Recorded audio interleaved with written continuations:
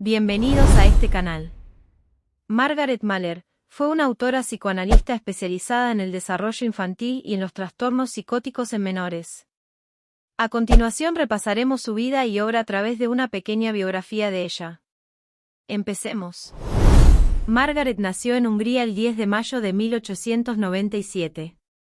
Hija de un médico y una ama de casa de orígenes judíos, fue la primera de dos hermanas.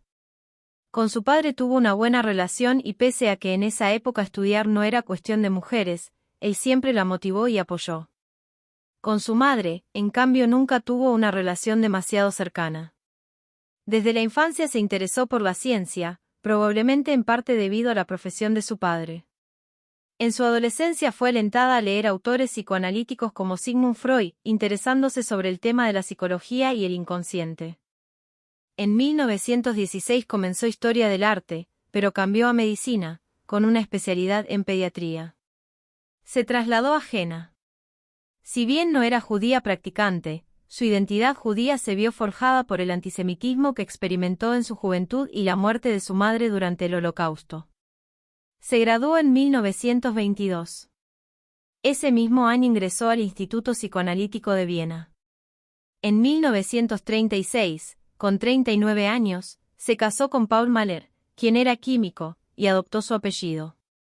Escapando de la guerra en 1938, se fue a Inglaterra y luego a Estados Unidos, donde adoptó la nacionalidad. Su trabajo se centró en el tratamiento de la infancia, con base en el psicoanálisis. Un modelo evolutivo del desarrollo apoyado en ideas freudianas, como la teoría del desarrollo libidinal. Sus aportes son bases para el estudio de la psicología infantil, que impactaron en la psiquiatría. En 1940, una vez instalada en Estados Unidos, impartió clases de psiquiatría en la Universidad de Columbia.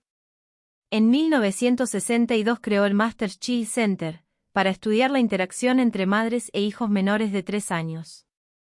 Es decir, durante casi 40 años, participó activamente en la docencia, la práctica clínica y la investigación en Estados Unidos. El estudio enfocado a la relación madre-hijo le permitió arribar a conocimientos claves entre los que se destacan: simbiosis, separación-individuación, proceso de individuación y psicosis infantil. Ayudó además a comprender que hay una fase inicial en el desarrollo del bebé que se llama autismo normal. Tuvo un enfoque totalmente pionero en las terapias, ya que animaba a las madres a colaborar en el tratamiento de sus hijos. Su último deseo antes de morir el 2 de octubre de 1985 fue que sus cenizas, junto con las de su esposo, fueran enterradas en el cementerio judío de Sopron, junto a la tumba de su padre. Me parece interesante poder reconocer sus aportes en el psicoanálisis infantil, dado que son muy valiosos y vigentes. Los psicólogos que nos dedicamos a la atención de niños valoramos sus teorías ya que se siguen aplicando.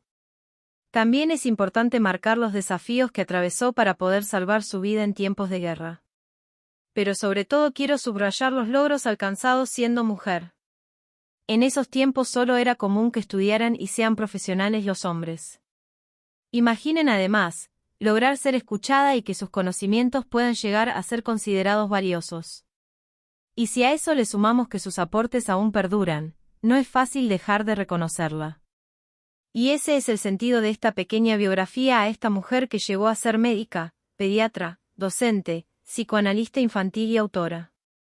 Me gustaría saber qué fue lo que más te llamó la atención sobre ella. Escribilo en comentarios, así nos leemos entre todos. Gracias por la compañía mientras aprendimos algunas cosas sobre la vida de esta maravillosa mujer. Mi nombre es Evangelina. Soy psicóloga, psicoanalista y profesora. Nos vemos en el próximo vídeo.